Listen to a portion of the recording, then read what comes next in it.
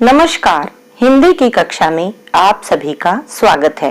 प्यारे बच्चों, आज हम करेंगे गजानन माधव मुक्ति बोध जी द्वारा रचित कविता सहर्ष स्वीकारा है। कविता शुरू करने से पहले कवि के बारे में संक्षिप्त में जान लेते हैं। मुक्ति बोध जी का जन्म 13 नवंबर 1917 को ग्वालियर, मध्य प्रदेश में हुआ। इनका पूरा जीवन संघर्ष में बीता। इन्होंने 20 वर्ष की आयु में ही अध्यापक के पद पर काम करना आरंभ कर दिया था। इन्होंने अध्यापन से लेकर पत्रकारिता तक काम किया। वे एक समर्थ पत्रकार थे। इसके अलावा उन्होंने राजनैतिक विषयों, अंतर्राष्ट्रीय परिदृश्य और देश की आर्थिक समस्याओं पर लगातार लिखा। इनकी प्रकाशित पुस्तकें हैं चांद का मुंह टेढ़ा, भूरी भूरी खाक धूल जो इनका कविता संग्रह है, काठ का सपना, विपात्र, सतह से उठता आदमी, कामायनी, एक पुनर्विचार आदि। 1964 को नई दिल्ली में इनका निधन हो गया। आइए अब अपनी कविता शुरू करते हैं। जिंदगी में जो कुछ है, जो भी है, सहर्ष स्वीकारा है, इसलिए कि जो कुछ भी मेरा है वह तुम्हें प्यारा है। प्यारे बच्चों, इस कविता में कवि प्रभु को संबोधन करते हुए कहते हैं कि हे प्रभु, मेरी जिंदगी में जो सुख दुख, राग विराग, आशा निराशा, उठा पटक आदि सम्मिलित हैं, उनको मैंने सहर्ष भाव से खुशी खुशी स्वीकार किया है। अर्थात मेरे जीवन में जो और जैसी भी परिस्थितियां आई, उनको मैंने प्रसन्नता से ग्रहण किया है। कवि उसी प्रभु को संबोधन करते हुए कहते हैं कि इस जीवन में जो कुछ भी मेरे पास है वह सब तुम्हें प्यारा लगने वाला है। अर्थात कवि कहते हैं कि मैंने अपने जीवन में वही संचित किया है जो आपको प्रिय लग सके। अगली पंक्तियां देखिए। गर्बीली गरीबी यह, ये गंभीर अनुभव सब, यह विचार वैभव सब, दृढ़ता यह, भीतर की सरिता यह अभिनव सब, मौलिक हैं, इसलिए कि पल पल में जो कुछ भी जागृत है, अपलक है, संवेदन तुम्हारा है। कठिन शब्दों के अर्थ देखिए।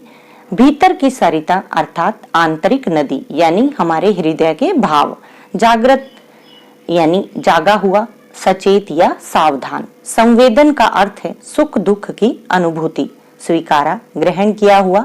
विचार वैभव का अर्थ है विचार रूपी ऐश्वर्य, मौलिक यानी मूल रूप में, वास्तविक या अनिवार्य भी आप इसे कह सकते हैं। अपलक का अर्थ है अदृश्य या बिना पलक झपकाए हुए। कवि कहते हैं कि मेरे जीवन में सब कुछ मूलभूत एवं अनिवार्य है।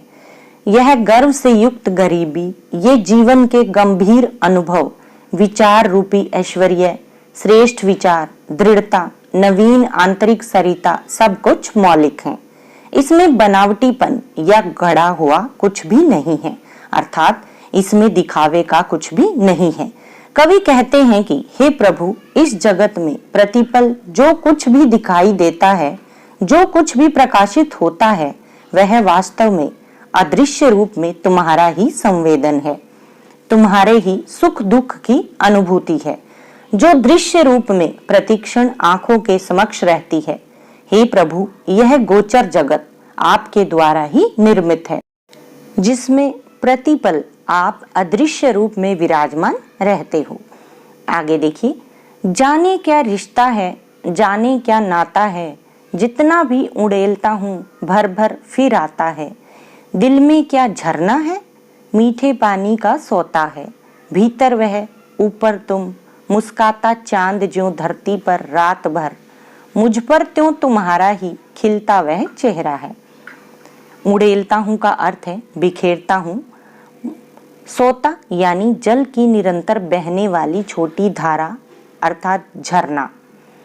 प्यारे बच्चों, कवि प्रभु को संबोधन करते हुए कहते हैं कि हे प्रभु, मैं नहीं जानता कि मेरा आपके साथ क्या रिश्ता नाता है। मेरा आपसे क्या संबंध है, इस बारे में मुझे कुछ भी पता नहीं है। दिल में न जाने कौन सा प्रेम रूपी झरना मौजूद है। मैं इस झरने को जितनी बार भी खाली करता हूँ, यह बार बार अपने आप ही भर जाता है। कवि के कहने का अभिप्राय यह है कि आपके प्रति यानी प्रभु के प्रति मेरे हृदय में प्रेम रूपी झरना प्रवाहित है। मैं बार बार प्रयास करके इसे खाली करना चाहता हूँ, परंतु यह फिर भर जाता है।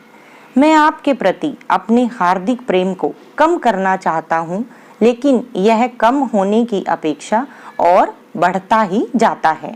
हे प्रभु, मेरे भीतर तो मीठे पानी का स्रोत या झरना मौजूद है और बाहर तुम विराजमान हो। कवि के कहने का तात्पर्य यह है कि जिस प्रकार रात्रि में मुस्कुराता खिलता हुआ चंद्रमा मौजूद रहता है, उसी प्रकार प्रभु मेरी आत्मा पर आपका ही चेहरा या स्वरूप खिलता रहता है। आगे देखिए, सचमुच मुझे दंड दो कि भूलूं मैं तुम्हें भूल जाने की। दक्षिण ध्रुवी अंधकार अमावस्या शरीर पर चेहरे पर अंतर में पालू मैं, झेलूं मैं उसी में नहालूं मैं। दक्षिण ध्रुवी अंधकार का मतलब है दक्षिण ध्रुव पर छाने वाला गहरा एवं घोर अंधेरा। अमावस्या यानी बिना चंद्रमा वाली काली रात। अंतर का अर्थ यहाँ पर हृदय से लिया गया है। कवि यहाँ पर कहना चाहते हैं कि वह अपनी प्रिय से दंड पाना चाहते हैं, अर्थात प्रभु को भूल जाने का दंड पाना चाहते हैं।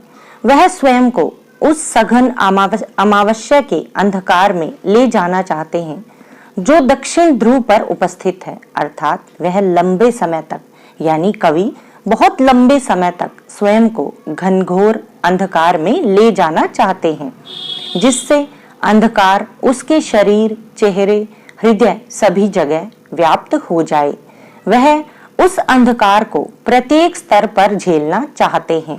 वह उसी में नहाना चाहते हैं ताकि वह अंधकार को अपने अंदर और अंधकार उसे अपने आप में आत्मसात कर ले, अर्थात कवि अंधकार की गुफाओं में जाना चाहते हैं क्योंकि वो प्रभु को भूल गए हैं, इसलिए वो इसकी सजा पाना चाहते हैं। प्यारे बच्चों, कवि ने इन पंक्तियों के माध्यम से अपनी ग्लानि को व्यक्त यहाँ पर किया है। कवि का मन इस बात से दुखी है कि जिस प्रिय ने उसे अपना सब कुछ समर्पित कर दिया, वह उसे उसकी आत्मीयता के बदले कुछ भी नहीं दे पाए हैं। आगे देखिए, इसलिए कि तुमसे ही परिवेष्टित आच्छादित रहने का रमणीय यह उजेला अब सहा नहीं जाता है, नहीं सहा जाता है। ममता के बादल की मंडराती कोमलता भीतर पिराती है। कमजोर और अक्षम अब हो गई है आत्मा, यह छटपटाती छाती को भवितव्यता डराती है। बहलाती सहलाती आत्मीयता बर्दाश्त नहीं होती है। परिवेष्टित का अर्थ है चारों ओर से घिरा हुआ, आच्छादित यानी छाया हुआ, पूरी तरह से ढका हुआ। रमणीय अर्थात मनोरम और सुंदर।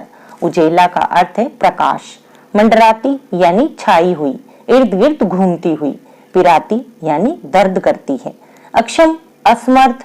भवितव्यता का अर्थ है भविष्य की आशंका, आने वाले समय की चिंता। बहलाती यानी प्रसन्न करती। सहलाती दर्द कम करती। आत्मीयता का अर्थ है अपनापन और बर्दाश्त का अर्थ है सहन करना। प्यारे बच्चों, कवि यहाँ पर कहना चाहते हैं कि हे प्रभु, आपसे ढके हुए रहने का यह रमणीय प्रकाश मुझसे अब और ज्यादा सहन नहीं होता है, इसलिए मैं अब अंधेरी अमावस्या में डूब जाना चाहता हूँ। अब तो स्थिति यह हो गई है कि जो ममता के बादल मेरे चारों ओर मंडराते रहते हैं, अब इन ममता के बादलों की मंडराती कोमलता मेरे हृदय को पीड़ा पहुंचाती है, अर्थात मुझे बहुत दुखी करती है। जिस ममता रूपी बादल को देखकर कवि पहले आनंदित हो जाया करता था, अब वही ममता रूपी बादल उसे पीड़ा पहुंचाते प्रतीत होते हैं। कवि कहते हैं कि अब मुझ में और अधिक कष्ट सहने की शक्ति नहीं रही। अब तो मेरी आत्मा कमजोर और शक्तिहीन हो गई है। कवि अपने दुखों के कारण परेशान रहता है और निरंतर उसे भविष्य की चिंता सताती रहती है, भयभीत करती रहती है। कवि अब कहते हैं कि अब तो स्थिति इतनी नाजुक हो गई है कि मुझे देखकर लोग सांत्वना देते हैं, सहानुभूति प्रकट करते हैं और दुखों को सहलाने का प्रयास करते हैं, लेकिन अब तो मन बहला देने वाली और दुखों को सहला देने वाली आत्मीयता भी सहन नहीं होती है, अपनापन भी अब उसे अच्छा नहीं लगता। अगली पंक्तियां हैं, सचमुच मुझे दंड दो कि हो जाऊं पाताली अंधेरे की गुहाओं में, विवरों में, धुएं के बादलों में, बिल्कुल मैं लापता, लापता कि वहां भी तुम्हारा ही सहारा हो। प्यारे बच्चों, कवि यहाँ पर प्रभु को संबोधित करते हुए कहते हैं कि हे प्रभु, आप मुझे वास्तव में दंड दें, जिससे मैं पाताल लोक की अंधेरी गुफाओं, बिलों और धुएं के काले बादलों के बीच में बिल्कुल गुम हो जाऊं। मैं इन गुफाओं और बादलों में इतना गुम हो जाऊं कि कोई मुझे ढूंढ न सके। फिर वहां तो आपका ही सहारा है, वहां भी आपकी ही सत्ता है। अगली पंक्तियां देखिए, इसलिए कि जो कुछ भी मेरा है या मेरा जो होता सा लगता है, होता सा संभव है, सभी वह तुम्हारे ही कारण के कार्यों का घेरा है, कार्यों का वैभव है। अब तक तो जिंदगी में जो कुछ था, जो कुछ है, सहर्ष स्वीकारा है, इसलिए कि जो कुछ भी मेरा है वह तुम्हें प्यारा है। प्यारे बच्चों, कवि कहते हैं कि जीवन में जो कुछ भी मेरे पास है या मेरा होने वाला है, मेरे संपूर्ण जीवन पर आपका ही अधिकार है। जो कुछ भी मेरे पास है वह सब कुछ आपकी ही देन है, आपके कार्यों का ही परिणाम है। कवि का कथन है कि अब तो मेरी जिंदगी में जो कुछ राग विराग, सुख दुख, हर्ष विषाद आदि था, जो कुछ है वह सभी कुछ मैंने खुशी खुशी स्वीकार कर लिया है। अर्थात मेरे जीवन में जो कुछ है, जो था, उसको मैंने निर्विवाद यानी बिना किसी विवाद के इसलिए स्वीकारा है क्योंकि जो कुछ भी मेरा है, मेरे जीवन में मेरे पास है, वह सभी तुम्हें प्यारा है। काव्य सौंदर्य देखिए, आत्मकथात्मक शैली में कविता की रचना हुई है। साहित्य खड़ी बोली हिंदी के अंतर्गत तत्सम एवं उर्दू के शब्दों का सुंदर प्रयोग हुआ है। रूपक, अनुप्रास, उपमा, पुनरुक्ति प्रकाश तथा उत्प्रेक्षा अलंकारों का प्रयोग किया गया है।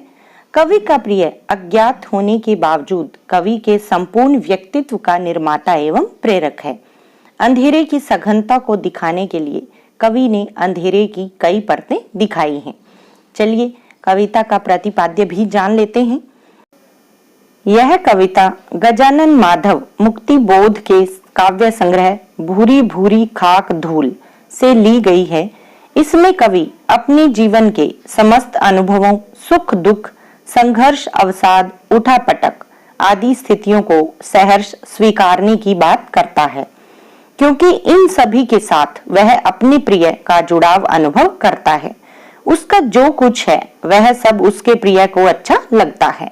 प्यारे बच्चों, कवि अपनी स्वाभिमान युक्त गरीबी, जीवन के गंभीर अनुभव, व्यक्तित्व की दृढ़ता, मन में उठती भावनाएं, जीवन में मिली उपलब्धियां सभी के लिए अपने प्रिय को प्रेरक मानता है। कवि को लगता है कि वह अपने प्रिय के प्रेम के प्रभाव स्वरूप कमजोर पड़ता जा रहा है। उसे अपना भविष्य अंधकार में लगता है। वह अंधकार में गुफा में एकाकी जीवन जीना चाहता है। इसके लिए वह अपने प्रिय को पूरी तरह से भूल जाना चाहता है। आज के लिए बस इतना ही। धन्यवाद।